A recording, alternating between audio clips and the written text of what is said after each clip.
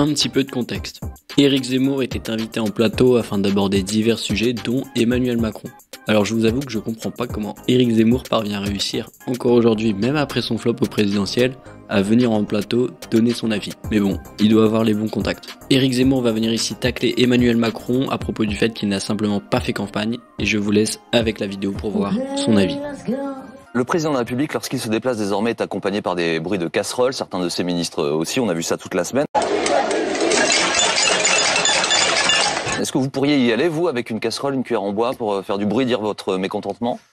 Non, moi je me suis présenté contre lui, donc si vous voulez, c'était plus démocratique et dans le cadre des institutions. Derrière moi on n'est pas 130, ils savent très bien à qu'il faut pas s'en prendre. Je voudrais dire simplement, puisque vous parlez de la présidentielle et de la campagne et de son élection, je pense qu'il paye une chose que les observateurs ont plutôt admiré à l'époque, c'est-à-dire qu'il a évité la campagne.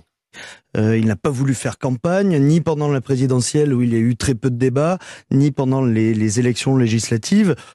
Grâce à des événements comme le Covid et en particulier la guerre en Ukraine, il n'a quasiment pas fait campagne. Et il s'est retrouvé avec son adversaire habituel. Avec des si on refait le monde, avec un tel j'ai refait ma poche. Ce que je veux dire, c'est que la campagne présidentielle n'a pas réglé, n'a pas purgé. La présidentielle, normalement, c'est fait pour évoquer le destin de la France. On a tout fait pour l'éluder, je le raconte dans mon livre. Une signalétique du placement de produits a été mise en place par le CSA, le Conseil supérieur de l'audiovisuel.